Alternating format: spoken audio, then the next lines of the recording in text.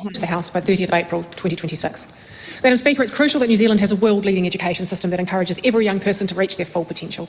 And the bill introduces a set of fundamental system-level changes that strengthen the structure and accountability of our education system. The bill establishes a new Crown agent, the New Zealand School Property Agency, the agency I'll refer to it as, which will have a key focus on maintaining and building the school property portfolio. Last year I established a ministerial inquiry into the Ministry of Education school property function. This inquiry was launched after we inherited a school property system that was bordering on crisis. The inquiry found that the current system for delivering school property was not fit for purpose and needs overhauling to give the right level of focus and accountability, improve the decision-making process and provide transparency. Since then, we have taken a phased approach to address the inquiry's findings. Clear focus and accountability are essential to ensure efficient delivery and good investment in asset management practices.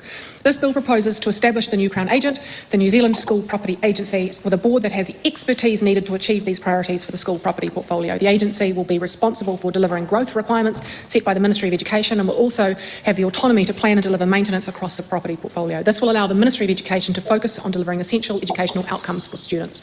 I consider this model provides the right balance of flexibility, transparency and the ministerial direction while creating leadership and board oversight that supports commercial discipline. This bill progresses a package of changes to reform the regulation of the teaching workforce and help ensure graduate teachers can be confident in the classroom. The latest report from the OECD's Teaching and Learning International Survey shows 62% of graduate teachers in year 1 to 10 students were not confident their initial teacher education had prepared them sufficiently in teaching content of all subjects they needed to teach. 54% weren't confident ITE gave them the knowledge they needed about pedagogical approaches on how to teach. This reflects earlier evidence from a 2024 ERO report that showed only 50% of new teachers found their ITE was effective, their initial teacher education. The Royal Society's 2021 report also noted that nearly half of all Year 4 teachers were only moderately confident in teaching any strand of mathematics and statistics in the curriculum. That is a failure of the system. Initial teacher education is not properly preparing our teaching workforce. The Teaching Council of Aotearoa New Zealand oversees setting teacher standards and setting requirements for teacher training, and it is clear that it's not working. This bill proposes to shift the responsibility for professional standard settings and those functions from the Teaching Council to the Ministry of Education. This includes responsibility for establishing and maintaining the standards and criteria for teacher registration, initial teacher education, ongoing practice and the code of conduct. I consider that shifting these functions to the Ministry will allow for better alignment of policy and standard setting functions and improve overall system consistency and coherence. Separating functions also creates better tensions in the system. This is in line with occupational registration settings in other jurisdictions such as England and Singapore. The Teaching Council will continue its responsibility to quality assure all ITE programs. Currently, the Teaching Council has no legislative powers to properly monitor ITE programs. This bill provides it with new legislative powers to power them up, the Teaching Council, to place conditions on new or existing program approvals and remove approvals following consultation with the Secretary for Education, and monitor and review teacher education's providers' delivery of approved programs, with the power to require specific information from providers as part of these processes. It's a new legislative power. Under these proposed changes, the Teaching Council will continue its responsibilities for registering and certifying teachers and competence and conduct processes. To support the Council's new scope and ensure it can stay focused on its core functions, the bill will strengthen the Council's role in quality assurance of initial teacher education programs with these new legislative powers, remove its professional enhancement and leadership functions, as these are system-wide functions supported by multiple agencies, and reduce the size of the Council from 13 members to between 7 and 9 members, with a total of 3 elected members from the sector. I consider these changes will help to ensure the Council operates effectively and efficiently, and it's focused on its core role, providing good governance and improve initial teacher education and services to teachers. Quality teaching must be supported by a high-quality curriculum, Madam Speaker. The curriculum hasn't been updated consistently over time, which has resulted in infrequent wholesale reform over every 20 years. The proposal for curriculum areas to be reviewed and updated regularly over time in an iterative way will keep them current based on evidence and avoid these large disruptive overhauls we have every 20 years. This has been long been the case in high-performing jurisdictions we compare ourselves to. Additionally, the proposal combines the separate curriculum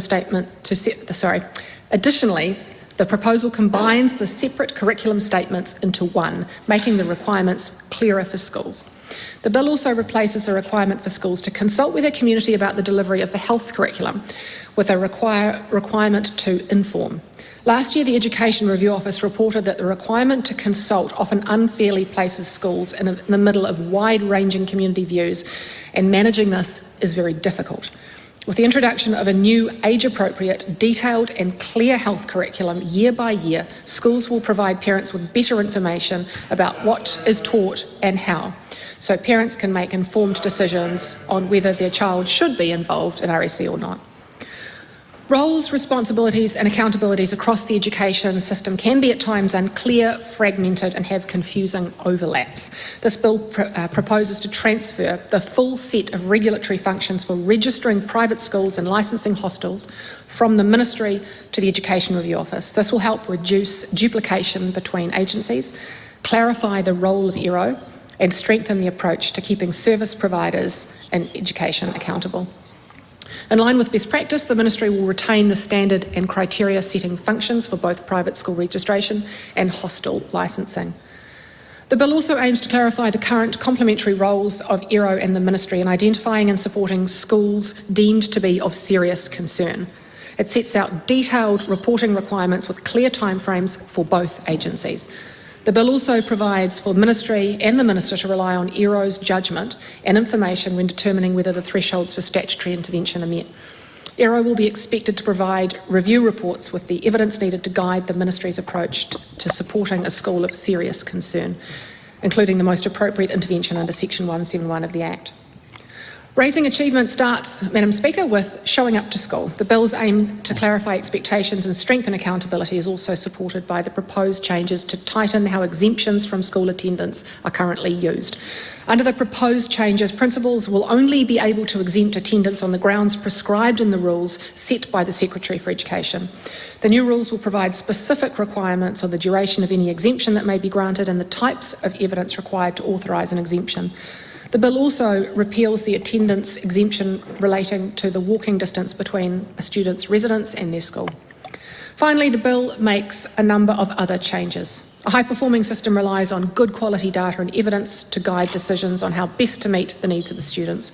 This bill requires schools to participate in studies that monitor the performance of our schooling system, such as the OECD's Programme for International Student Assessment, known as PISA.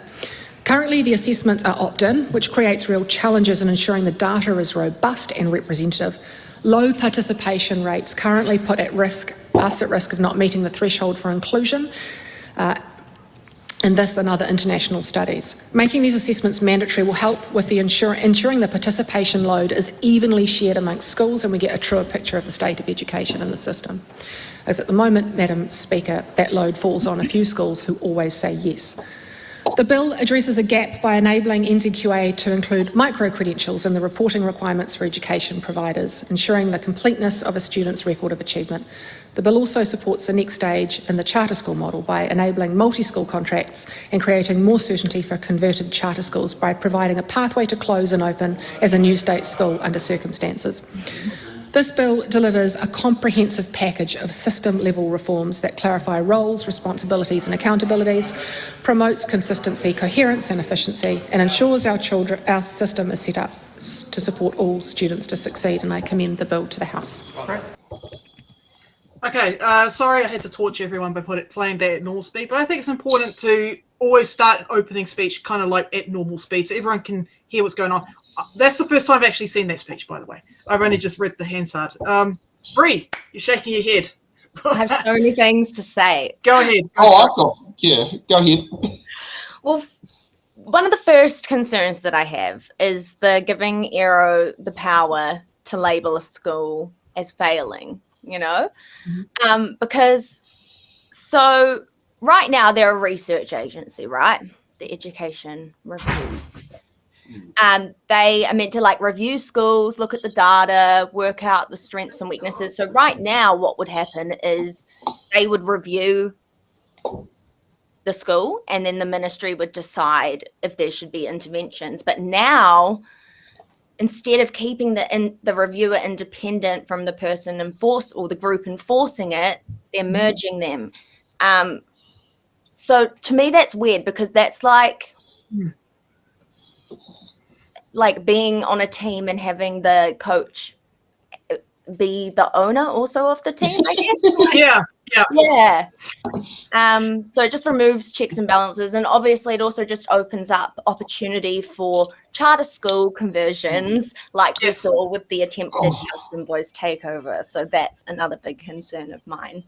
And I wonder what will be the next school that could be deemed failing. Pororo College? Yeah. Because that one that would be, and because I know the current principal is a former teacher of mine, right, named Maxwell. Yeah. And I can tell you right now, she'll be horrified if that was attempted to be done on her secondary school. Yeah. You know, she's the best person for that school. Yeah. Yeah, I'll be honest, I didn't go there. I went to Paraparaumu College, but besides the point. I got a really interesting email from a principal last week. I won't share my screen because I want to keep their privacy, but it was an email from Erica Stanford sent to principals last week. Oh, okay. It hasn't been shared, so first heard here. But it says just this main part. I want to stress that I do have confidence in the Teaching Council. However, its current board structure is large, and a reliance on elected representation means it does not always have the governance, financial, or risk expertise needed for such a significant regulatory role. The changes in this bill will move to a smaller skills-based board with sector representation, ensuring it is set up for success in its strengthened responsibilities. So are they not electing people that already are skilled for the job? Yes, and who decides what skilled is or what qualified is? Well, I mean, here's the other one: is they're looking at reducing the size of the Teaching Council down to between 7 and 9 members. Yeah. Do you know how many members are on the National Party board? I don't know, too many. Number 9. And 2 of them, one is to the Prime Minister, one is to the Senior Whip. The other 7 are elected by the members. Wow. This is the thing of what happens. We have National Party board member who appears on It's in the Ballot, and you have some great conversations off camera. Andrew, oh God, I can't remember the last name, stood for Bailey Regional Council. He didn't win the election. He came 6th place, so he didn't get on. You're talking about Andrew Kai? No, not Andrew Kai. No, it's a national. No, it's a national. I was going to say, not Andrew Kai, definitely not. Then. No. Andrew Kai, from what I know, is he's definitely looking at Labour. Yeah. I mean that's different. He doesn't come across as someone who would go to the dark side. The person is Andrew von Dadelson. Oh, a Dutch guy. Okay. Yep, he is one of the 7 members on the National Party National Board that is that basically is like the whole party. What's it called? It's basically the governance structure for the National Party. Yes, he is. Yeah, so that I've met him. Yeah, I've met him. So yeah, that was interesting. I mean, if we sit there and look at that, look at the list of I shook hands with so many candidates this last local body elections. I've lost count. Bit of humble bragging. Yeah. No, that's good. That's good. I met all these famous people. Round. Well, Nandor was the biggest one. Like the House of State of Fontana, and Nandor came over to say hello and drop off stuff for Marina. And it was just like, oh, hi. And I was like, you used to be in Parliament when I was a teenager. Anyway, before we go on about Nandor, let's center let's get back to it. So one thing I like to do is with any opening speeches, I like to break down what a bill does. So what is this amendment bill about, and what will it do? Well, basically, it gives central government more direct control over schools by five key ways, right? 1, it tightens school attendance rules, so it will make it harder for principals to grant exemptions. 2, a new agency will take over all school property from maintenance to major bills, aiming for a more standardized approach. 3, the Ministry of Education, not the teacher-led Teaching Council, which is independent, by the way, will set the standards for registration and conduct.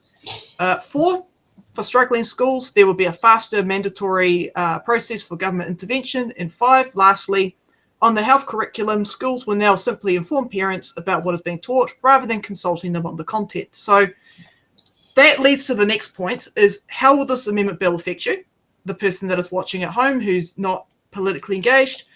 Well, think of these amendments as a shift from local flexibility to national consistency. So for parents, this means that the rules around school attendance are getting stricter.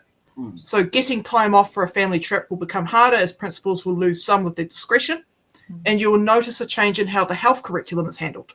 Schools will move from asking you for your feedback to simply informing you about what they're going to change.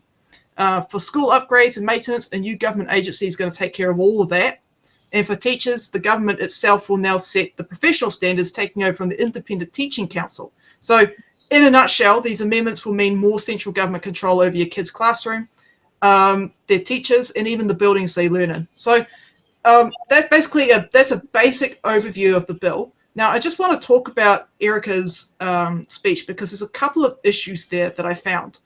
So I went over the Talis report that she cited. Unfortunately, I didn't quite catch what she said because she was going very fast with her speaking. But I'm going to put the link to the report in the chat so people can read it for themselves. So here you go, folks. There's the report. So basically, the latest international data shows that teachers, they're not failing at everything, right? They're being sent into modern classrooms without specific tools needed to succeed. So looking at the numbers, when new teachers graduate in New Zealand, only about 37% feel well prepared in the subject content they're supposed to teach. Only about 38% feel ready to use digital tools in the classroom, and just about 31% feel equipped to support the students' social and emotional development. So basically that means that 2/3 are starting their careers without the confidence in these fundamental areas. So the problem with what Erica said is that while her statement about 62%, that 62% statistics that teachers don't feel equipped to do the job, the new graduates, the full Talis report reveals that her proposed solution is misaligned with the scale and nature of the problem. And a lot of the things that are impacting teachers is our teachers work really long weeks, right? Above the OECD average. So the OECD average is just slightly over 40 hours. For our teachers, that's 47.5 hour weeks, right? And 65%, a lot of the stress, a lot of the uncertainty actually comes from 65% of new teachers being stressed by changing rules, and about 77% of them teaching in high needs schools. So there's complexity in the classroom. Yes. So yeah. So basically, this is a critical problem because our classrooms are getting more complex than anywhere else. A staggering 77% of our teachers work in schools where more than 10% of students have special education needs. So that's where that statistic comes from. So a lot of teachers are not prepared, or they don't feel really prepared enough to deal with special education needs. And I'm sure Brie can correct me on that if I'm incorrect with that. You're right. Excellent. Okay, so that's actually above the international average right there. And furthermore, 39% teach in highly diverse classrooms where many students' their first language is not English. So that adds a number of points of pressure. I can name, was it both Johnsonville and Newtown School? That is common considering both of those schools. I don't think Newtown so much, but Johnsonville is considered a high decile school, but it's got low decile issues due to the fact that it's a default school for people of refugees or resettled in New Zealand who English isn't the first language. Johnsonville School is the go-to school. Was it Newtown School? Is probably one of the most ethnically diverse schools in the country. And actually, thank goodness Nikki Reid, principal of Newtown School, is actually taking the point for the school board, is also probably one of the most diverse school boards in the country. Like if you look at the board page, it's not what you'd think of typical people who would have run for school boards. Yeah. But it definitely just reflects the school itself. The fact that, I'd probably say Newtown, you're probably looking at about 30-40% who weren't even born in New Zealand for a start as well, and would have not initially spoke English as their first language. So they're learning a new language while living in a new country. That's right. And that puts a little bit more extra burden on teachers as well to accommodate for that. So, what she's saying here is like, this general, we've got all these 62% of teachers don't feel adequate enough to teach this. But that's not entirely true. There's a lot more nuance to that data. And of course, I've linked that report in the chat so people can read it. But yeah, the problem is that we're not equipping teachers with the stuff they need to do the job, right? There's not enough teachers. They're working really long hours and they're not getting the support they need. We need to change that, and I don't think Erica's proposal of making the teachers' council smaller is going to help with that for starters.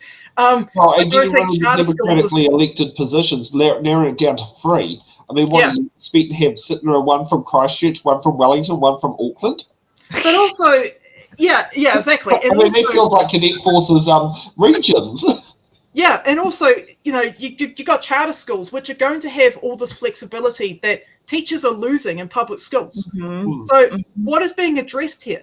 Let's just open more autism schools. That's what the answer is going to be. As soon as property is ever on the table, it's the privatization. Yeah, privatization. Yeah.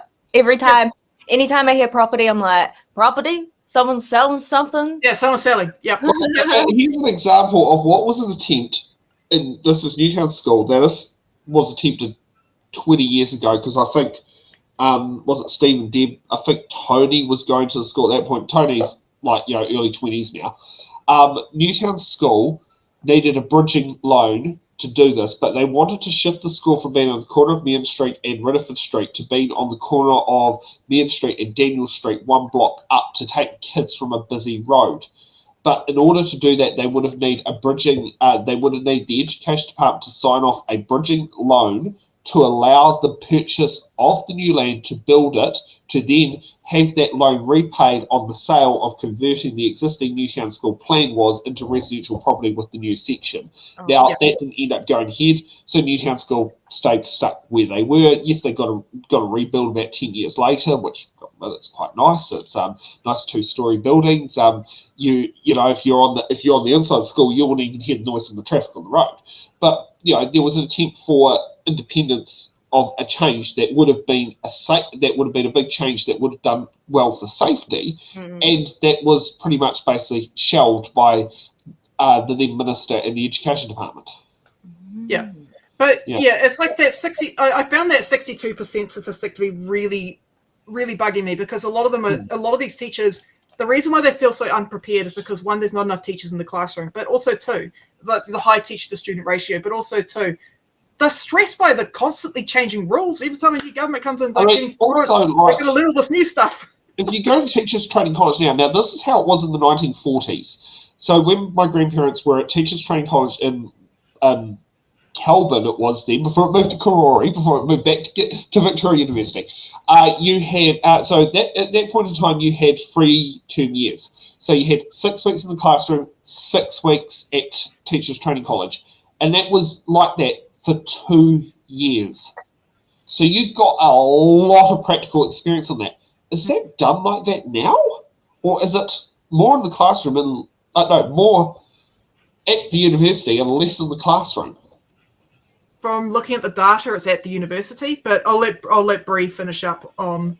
I think it's I would say it's more at the university, and then they do placements, I think. But whereas you had a placement every term in the 1940s standard, and that went right through to the 1970s, because when Judy, my auntie, was at Teachers Training College, same thing was happening then. And that was 20 years later. To the teacher as well, having an extra pair of hands in the class. Oh, exactly. Yeah. And also, it taught, kids were used to the fact that you had training teachers come in. Yeah. I mean, back then, I'm not sure about the 70s, but in the 60s, in the 50s and 60s, you had to do rural service, which is a thing of the past now. But my grandma's rural service, ironically, was at Pro School, and Granddad's rural service was at Plymouth one, and then when for the principal one, his rural service was at Manukau Primary.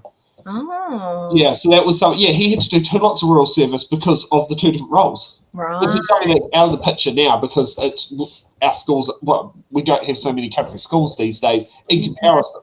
I feel like it's a good move, because then you also, all those graduates are making an impression at a school, and it's if we need teachers, then. Well, I remember at primary school, it was usually, I would say, we'd have about half a term each year. We'd have a trainee teacher from year 3 onwards.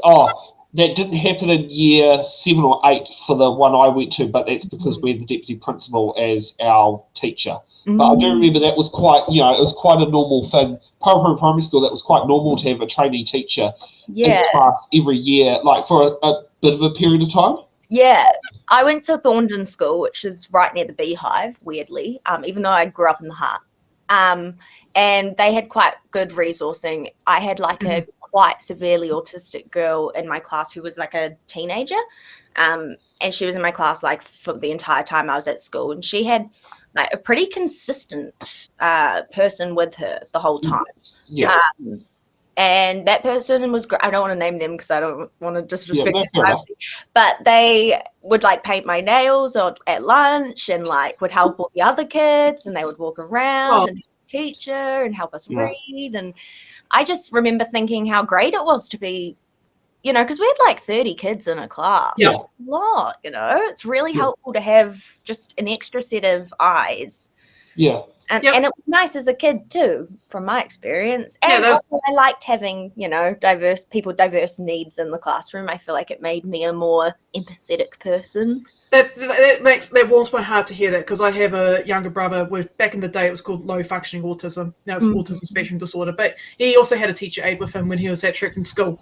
And the difference it made to have like an assistant there, an extra pair of hands in the classroom, and encouraging kids to develop empathetic relations with those that are disabled, makes a world of difference. And I don't know why we're trying so hard with the charter schools to, kind of like get kids with special needs and kind of hock them off somewhere else. So, it's like a weird. Are we like trying to banish the disabled person from society?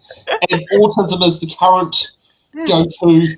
Yes, structure. like my uncle, he has a head injury, and he's like an older man. He's like 40 now, but when he was younger, he went to Newlands College, and I'm not sure about the support and stuff that he had, but he went to normal school with normal. God, I wonder if he went to school around the same point when Jeremy Naylor was there, because that was the college Jeremy Naylor went to as well. Maybe. Oh, he might be watching. He's a friend of mine.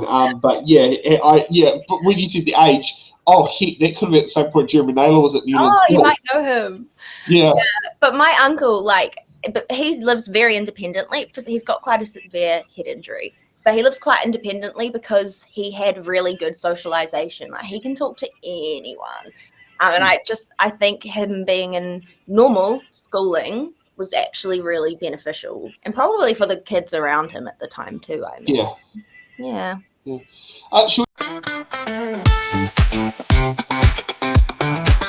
Thanks for watching. Make sure you're subscribed to our Facebook